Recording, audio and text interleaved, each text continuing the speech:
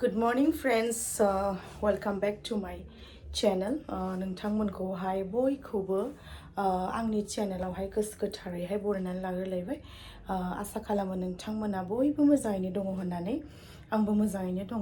आंनि दिनैनि ब्लगानो जाहैबाय लोगोफोर आङो माने आंनि आनैनि फिसाजोनि आतमंगला दङ। जिहेतु नोंथांमोना बयबो मिथिखायो हाबानि उनावहाय मोनसे नियम निथि दङ होननानैहाय माने 8 दिननि उनावहाय आतमंगल जायो नङा होमबा। तो दाख्लैयो माने हाबायावहाय मोनसे प्रब्लेमनि थाखाय सहैयाखै। स' दिनैहाय आङो अलरेडि रेडि जाखाबाय नै। दायो आङो बे आतमंगलायाव थांसै ओमफ्राय बेखौनो नोंथांमोनजोंहाय सर्टकाटैहाय शेयार खालामलांनोसैलाय। अब्ला जाय नोंथांमोना आंनि भिडिअखौहाय नायनो इन्ट्रेस्टेड मोनो नायलांबाय थादो लोगोफोर। आङो थांनोसै अब्ला। ओमफ्राय आं दख'ना गानबाय जाजोब्बाय माने फाइनाली दायो माने थांनांगौसैल'। ओमफ्राय आंहानि न'खरनिफ्राय रावबो थांनाय नङा, माने आं थांगोन ओमफ्राय आंनि सासे लोगोखौ आङो लांफानोसै। बे लोगोजों ओंखारलांनोसै। दायो नोंथांमोना आंनि भिडिअखौ जोबजासिम नायनानै हेफाजाब होलांदोलाय लोगोफोर। थ' होनबा लोगोफोर आंजोंहाय लोगोआव थफादोलाय दिनैबो लोगोसे।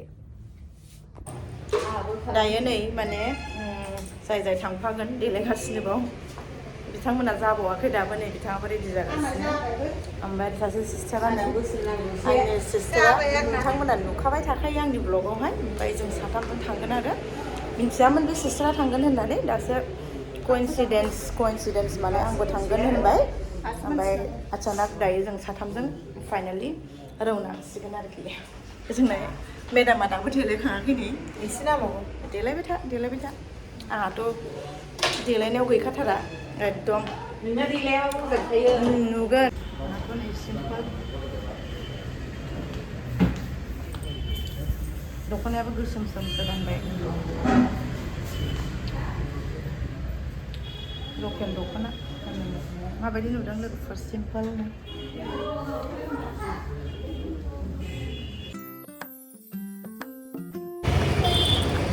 ओंखारबाय दासो फाइनालि गोजौनिफ्राय। ओमफ्राय दा थांगासिनो।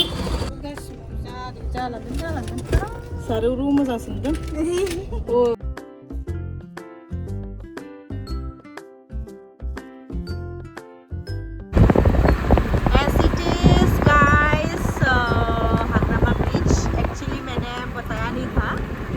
लोकेशन कहाँ पे, इधर हम लोग का हागरामा ब्रिज क्रॉस करके भवानीपुर मिलेगा। भवानीपुर से टर्निंग लेना पड़ेगा। तो देखो गाइस,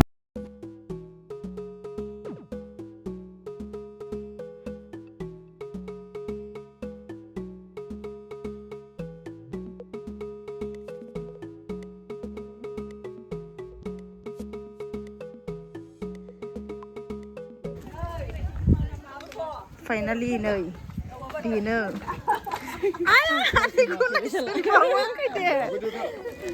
नुसनखायाखै आङो।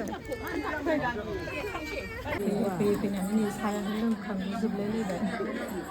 नै साहा लोंबाय जोङो। बेथिंबो आलासिफोर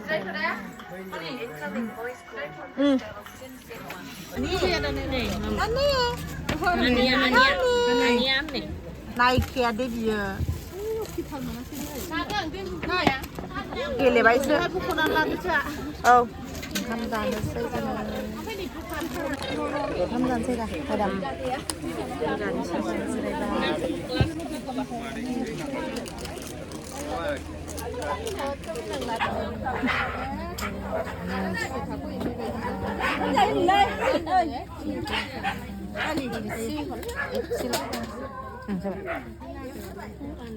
Ngami jarang nggak?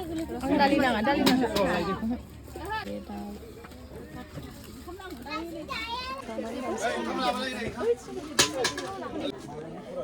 Đây bên đang là điều cái đàn ạ. Insect udah insect. Sampai dengan ada na. Congratulations. Happy married life. हांसो थादो माब्लाबा लोगो मोनलायसिगोन। नै ओरै आनै सासेखौबो लांसै आङो।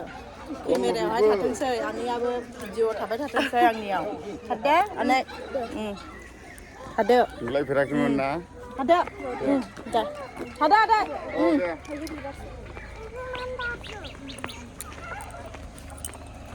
फाइनालि जाखां माखां एकदमबारे दायो जोङो थांफिननोसै ओंखारफिनबाय दानिया गारि फारसे गाखोफिनसै स' लोगोफोर दिनैनि ब्लगखौ बेयावनो दोनथ'नोसैलाय नामा ओइ दे